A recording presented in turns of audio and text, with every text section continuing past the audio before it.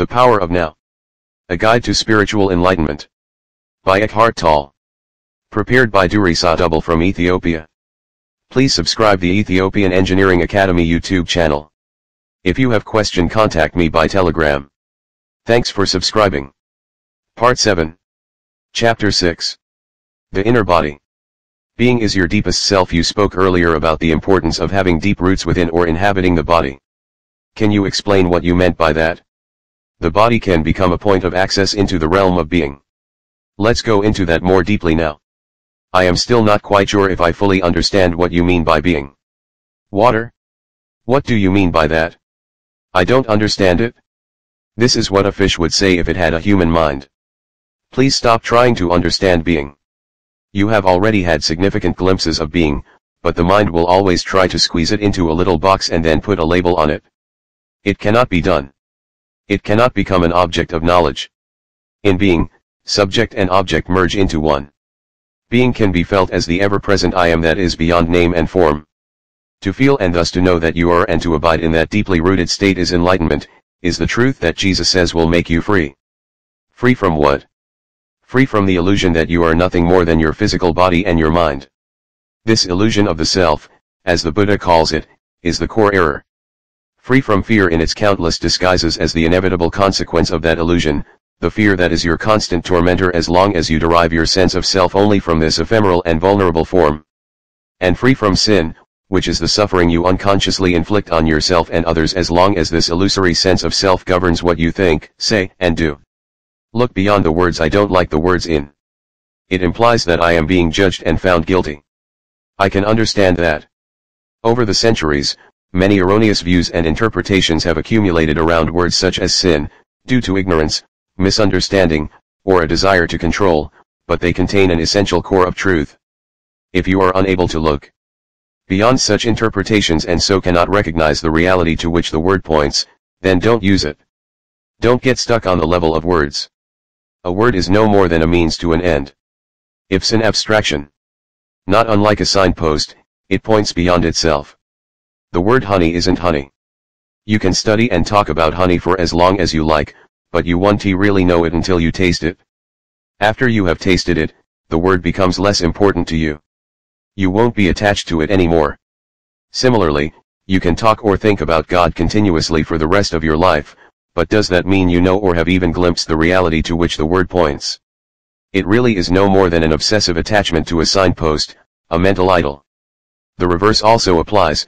If, for whatever reason, you dislike the word honey, that might prevent you from ever tasting it. If you had a strong aversion to the word God, which is a negative form of attachment, you may be denying not just the word but also the reality to which it points. You would be cutting yourself off from the possibility of experiencing that reality.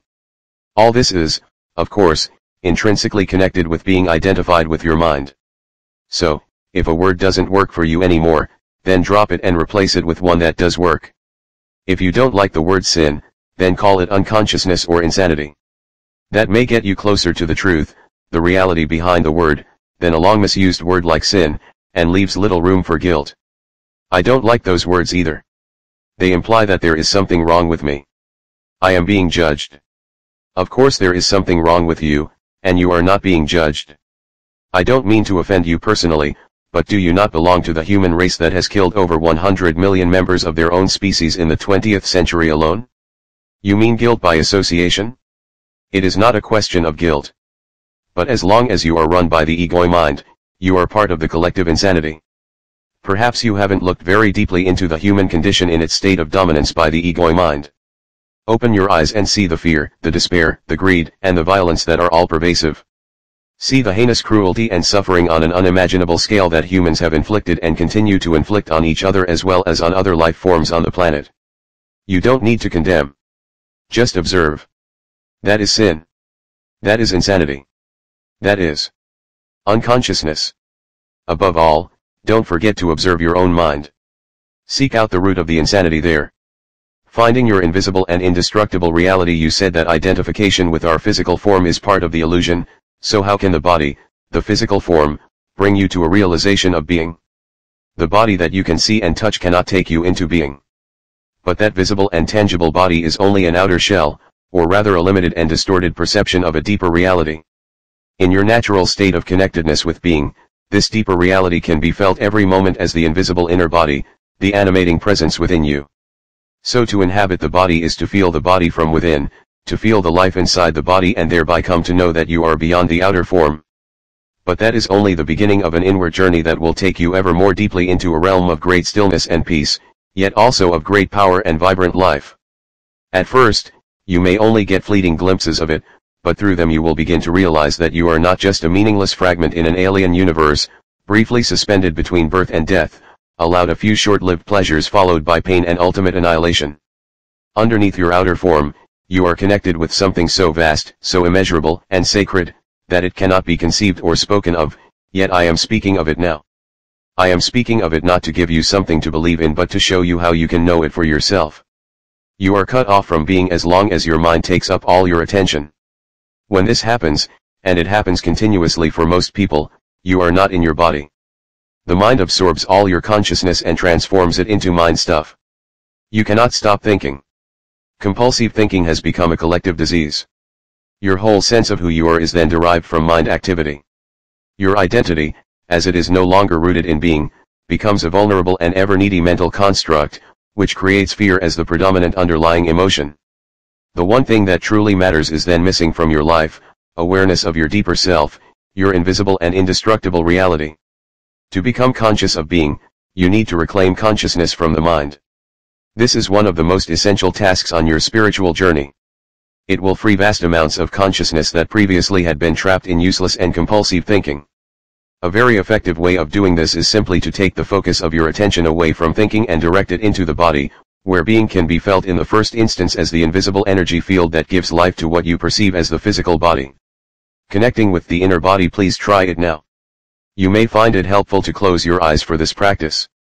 Later on, when being in the body has become natural and easy, this will no longer be necessary. Direct your attention into the body. Feel it from within. Is it alive? Is there life in your hands, arms, legs, and feet, in your abdomen, your chest?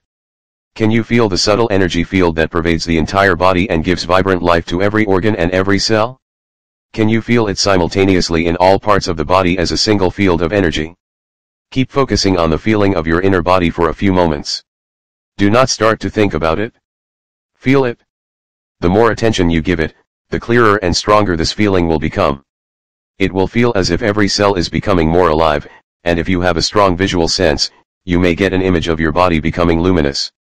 Although such an image can help you temporarily, pay more attention to the feeling than to any image that may arise. An image, no matter how beautiful or powerful, is already defined in form, so there is less scope for penetrating more deeply. The feeling of your inner body is formless, limitless, and unfathomable. You can always go into it more deeply. If you cannot feel very much at this stage, pay attention to whatever you can feel. Perhaps there is just a slight tingling in your hands or feet. That's good enough for the moment. Just focus on the feeling. Your body is coming alive.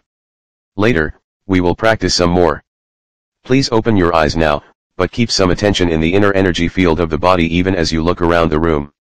The inner body lies at the threshold between your form identity and your essence identity, your true nature. Never lose touch with it. Transformation through the body. Why have most religions condemned or denied the body? It seems that spiritual seekers have always regarded the body as a hindrance or even as sinful. Why have so few seekers become finders? On the level of the body, humans are very close to animals. All the basic bodily functions, pleasure, pain, breathing, eating, drinking, defecating, sleeping, the drive to find a mate and procreate, and of course birth and death, we share with the animals. A long time after their fall from a state of grace and oneness into illusion, humans suddenly woke up in what seemed to be an animal body, and they found this very disturbing. Don't fool yourself. You are no more than an animal. This seemed to be the truth that was staring them in the face. But it was too disturbing a truth to tolerate. Adam and Eve saw that they were naked, and they became afraid. Unconscious denial of their animal nature set in very quickly. The threat that they might be taken over by powerful instinctual drives and revert back to complete unconsciousness was indeed a very real one. Shame and taboos appeared around certain parts of the body and bodily functions, especially sexuality. The light of their consciousness was not yet strong enough to make friends with their animal nature, to allow it to be and even enjoy that aspect of themselves, let alone to go deeply into it to find the divine hidden within it, the reality within the illusion. So they did what they had to do. They began to disassociate from their body. They now saw themselves as having a body, rather than just being it. When religions arose, this disassociation became even more pronounced as the "you are not your body" belief. Countless people in East and West throughout the ages have tried to find God, salvation, or enlightenment through denial of the body. This took the form of denial of sense pleasures and of sexuality in particular, fasting, and other ascetic practices. They even inflicted pain on the body in an attempt to weaken or punish it because they regarded it as sinful.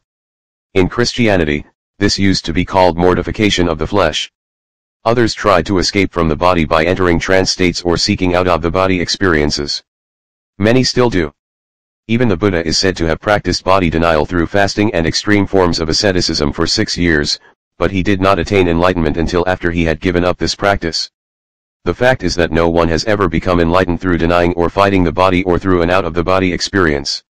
Although such an experience can be fascinating and can give you a glimpse of the state of liberation from the material form, in the end you will always have to return to the body, where the essential work of transformation takes place. Transformation is through the body, not away from it.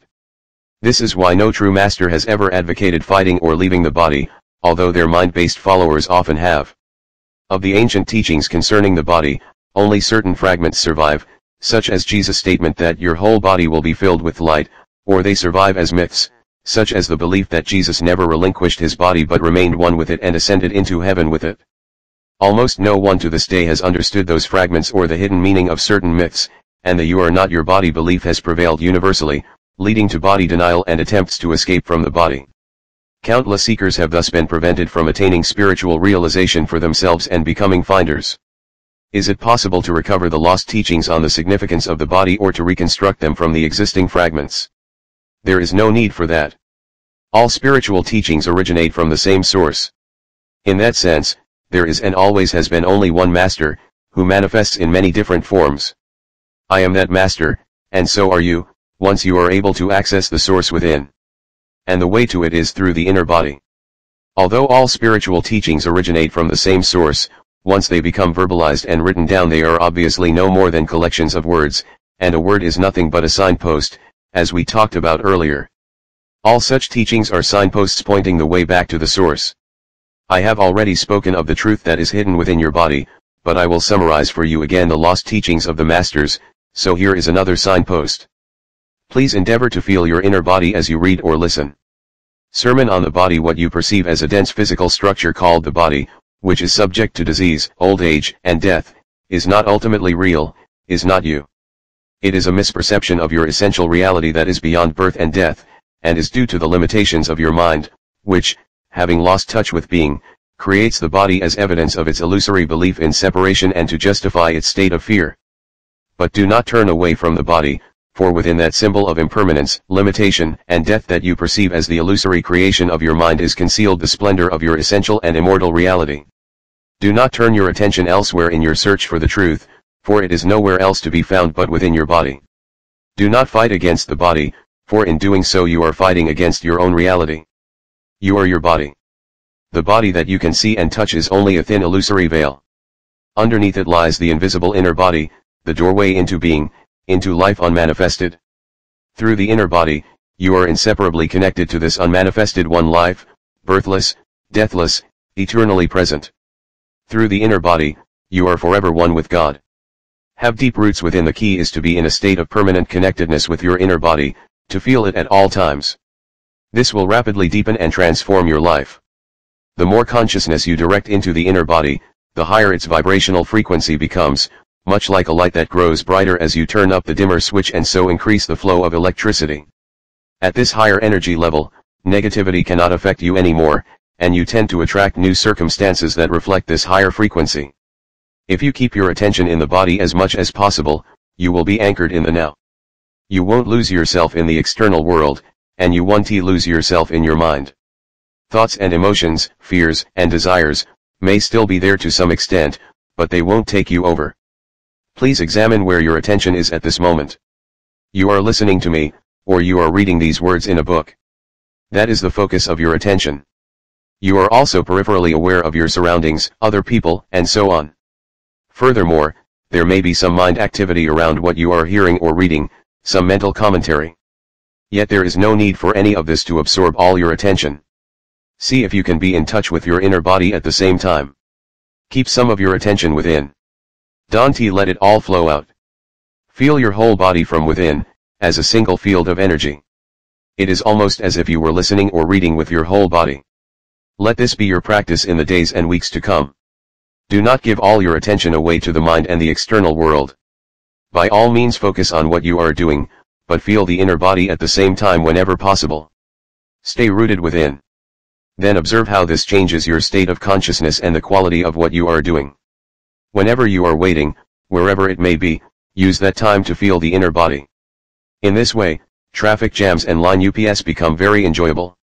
Instead of mentally projecting yourself away from the now, go more deeply into the now by going more deeply into the body. The art of inner body awareness will develop into a completely new way of living, a state of permanent connectedness with being, and will add a depth to your life that you have never known before. It is easy to stay present as the observer of your mind when you are deeply rooted within your body. No matter what happens on the outside, nothing can shake you anymore. Unless you stay present, and inhabiting your body is always an essential aspect of it, you will continue to be run by your mind. The script in your head that you learned a long time ago, the conditioning of your mind, will dictate your thinking and your behavior. You may be free of it for brief intervals, but rarely for long. This is especially true when something goes wrong or there is some loss or upset. Your conditioned reaction will then be involuntary, automatic, and predictable, fueled by the one basic emotion that underlies the mind-identified state of consciousness, fear.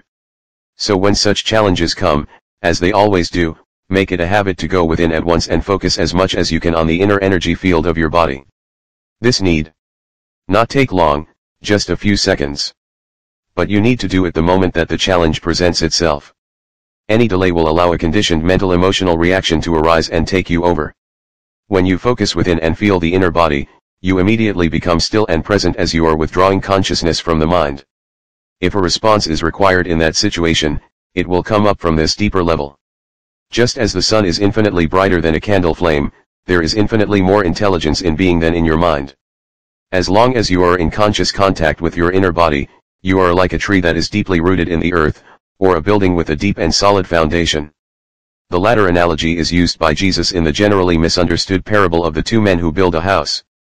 One man builds it on the sand, without a foundation, and when the storms and floods come, the house is swept away. The other man digs deep until he reaches the rock, then builds his house, which is not swept away by the floods. Before you enter the body, forgive, I felt very uncomfortable when I tried to put my attention on the inner body. There was a feeling of agitation and some nausea. So I haven't been able to experience what you are talking about. What you felt was a lingering emotion that you were probably unaware of, until you started putting some attention into the body. Unless you first give it some attention, the emotion will prevent you from gaining access to the inner body, which ties at a deeper level underneath it. Attention does not mean that you start thinking about it. It means to just observe the emotion, to feel it fully, and so to acknowledge and accept it as it is. Some emotions are easily identified: anger, fear, grief, and so on. Others may be much harder to label. They may just be vague feelings of unease, heaviness, or constriction, halfway between an emotion and a physical sensation. In any case, what matters is not whether you can attach a mental label to it, but whether you can bring the feeling of it into awareness as much as possible. Attention is the key to transformation, and full attention also implies acceptance. Attention is like a beam of light, the focused power of your consciousness that transmutes everything into itself. In a fully functional organism, an emotion has a very short lifespan. It is like a momentary ripple or wave on the surface of your being. When you are not in your body, however, an emotion can survive inside you for days or weeks, or join with other emotions of a similar frequency that have merged and become the pain body, a parasite that can live inside you for years, feed on your energy, lead to physical illness, and make your life miserable. See Chapter A. So place your attention on feeling the emotion, and check whether your mind is holding on to a grievance pattern such as blame, self-pity, or resentment that is feeding the emotion. If that is the case, it means that you haven't forgiven. Non-forgiveness is often toward another person or yourself, but it may just as well be toward any situation or condition, past, present or future, that your mind refuses to accept. Yes, there can be non-forgiveness even with regard to the future. This is the mind's refusal to accept uncertainty, to accept that the future is ultimately beyond its control. Forgiveness is to relinquish your grievance and so to let go of grief. It happens naturally once you realize that your grievance serves no purpose except to strengthen a false sense of self. Forgiveness is to offer no resistance to life, to allow life to live through you. The alternatives are pain and suffering, a greatly restricted flow of life energy, and in many cases physical disease. The moment you truly forgive, you have reclaimed your power from the mind. Non-forgiveness is the very nature of the mind, just as the mind-made false self, the ego, cannot survive without strife and conflict. The mind cannot forgive. Only you can. You become present, you enter your body, you feel the vibrant peace and stillness that emanate from being. That is why Jesus said, before you enter the temple, forgive. Your link with the unmanifested. What is the relationship between presence and the inner body? Presence is pure consciousness, consciousness that has been reclaimed from the mind, from the world of form. The inner body is your link with the unmanifested, and in its deepest aspect is the unmanifested, the source from which consciousness emanates as light emanates from the sun. Awareness of the inner body is consciousness remembering its origin and returning to the source. Is the unmanifested the same as being? Yes. The word unmanifested attempts, by way of negation, to express that which cannot be spoken, thought, or imagined. It points to what it is by saying what it is not. Being, on the other hand, is a positive term. Please don't get attached to either of these words or start believing in them. They are no more than signposts. You said that presence is consciousness that has been reclaimed from the mind. Who does the reclaiming? You do. But since in your essence you are consciousness, we might as well say that it is an awakening of consciousness from the dream of form. This does not mean that your own form will instantly vanish in an explosion of light. You can continue in your present form yet be aware of the formless and deathless deep within you. I must admit that this is way beyond my comprehension, and yet on some deeper level I seem to know what you are talking about. It's more like a feeling than anything else. Am I deceiving myself? No, you are not. Feeling will get you closer to the truth of who you are than thinking. I cannot tell you anything that deep within you don't already know. When you have reached a certain stage of interconnectedness, you recognize the truth when you hear it. If you haven't reached that stage yet, the practice of body awareness will bring about the deepening that is necessary. Slowing down the aging process in the meantime, awareness of the inner body has other benefits in the physical realm. One of them is a significant slowing down of the aging of the physical body. Whereas the outer body normally appears to grow old and wither fairly quickly, the inner body does not change with time, except that you may feel it more deeply and become it more fully. If you are 20 years old now, the energy field of your inner body will feel just the same when you are 80. It will be just as vibrantly alive. As soon as your habitual state changes from being out of the body and trapped in your mind to being in the body and present in the now, your physical body will feel lighter, clearer, more alive. As there is more consciousness in the body, its molecular structure actually becomes less dense. More consciousness means a lessening of the illusion of materiality. When you become identified more with the timeless inner body than with the outer body, when presence becomes your normal mode of consciousness and past and future no longer dominate your attention, you do not accumulate time anymore in your psyche and in the cells of the body. The accumulation of time as the psychological burden of past and future greatly impairs the cell's capacity for self-renewal. So if you inhabit the inner body, the outer body will grow old at a much slower rate, and even when it does, your timeless essence will shine through the outer form, and you will not give the appearance of an old person. Is there any scientific evidence for this? Try it out and you will be the evidence. Strengthening the immune system. Another benefit of this practice in the physical realm is a great strengthening of the immune system which occurs when you inhabit the body. The more consciousness you bring into the body, the stronger the immune system becomes. It is as if every cell awakens and rejoices. The body loves your attention. It is also a potent form of self-healing. Most illnesses creep in when you are not present in the body. If the master is not present in the house, all kinds of shady characters will take up residence there. When you inhabit your body, it will be hard for unwanted guests to enter. It is not only your physical immune system that becomes strengthened, your psychic immune system is greatly enhanced as well. The latter protects you from the negative mental emotional force fields of others, which are highly contagious. Inhabiting the body protects you not by putting up a shield, but by raising the frequency vibration of your total energy field, so that anything that vibrates at a lower frequency, such as fear, anger, depression, and so on, now exists in what is virtually a different order of reality. It doesn't enter your field of consciousness anymore, or if it does you don't need to offer any resistance to it because it passes right through you. Please don't just accept or reject what I am saying. Put it to the test.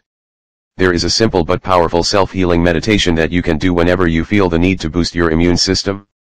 It is particularly effective if used when you feel the first symptoms of an illness, but it also works with illnesses that are already entrenched if you use it at frequent intervals and with an intense focus.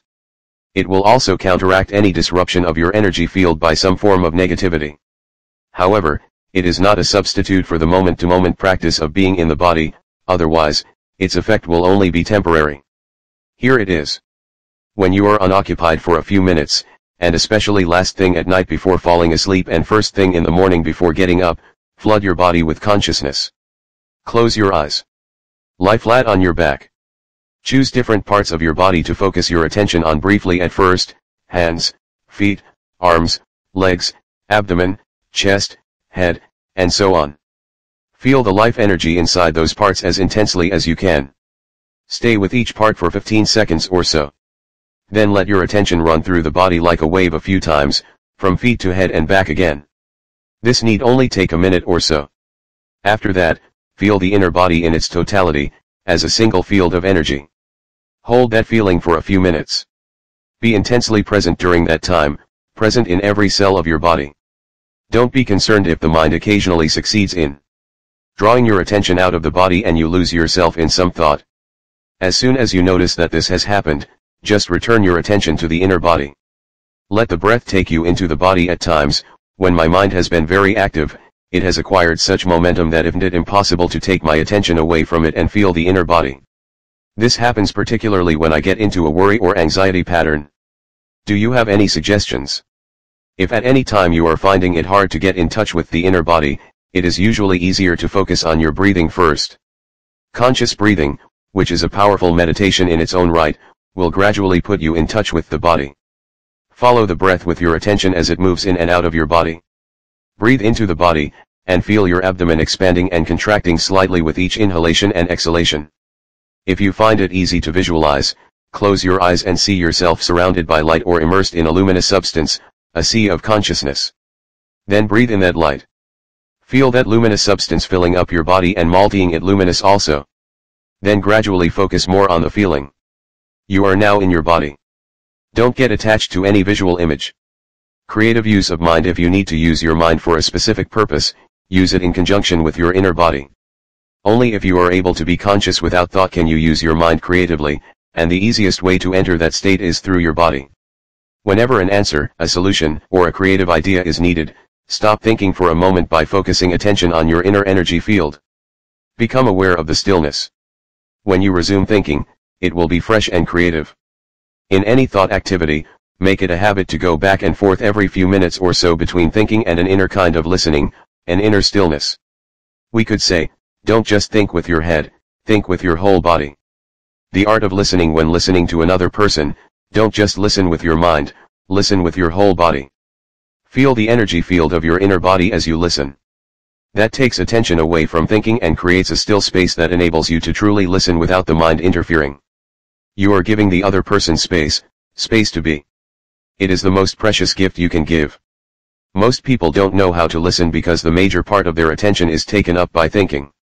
They pay more attention to that than to what the other person is saying, and none at all to what really matters, the being of the other person underneath the words and the mind. Of course, you cannot feel someone else's being except through your own. This is the beginning of the realization of oneness, which is love. At the deepest level of being, you are one with all that is. Most human relationships consist mainly of minds interacting with each other, not of human beings communicating, being in communion. No relationship can thrive in that way, and that is why there is so much conflict in relationships. When the mind is running your life, conflict, strife, and problems are inevitable. Being in touch with your inner body creates a clear space of no mind within which the relationship can flower.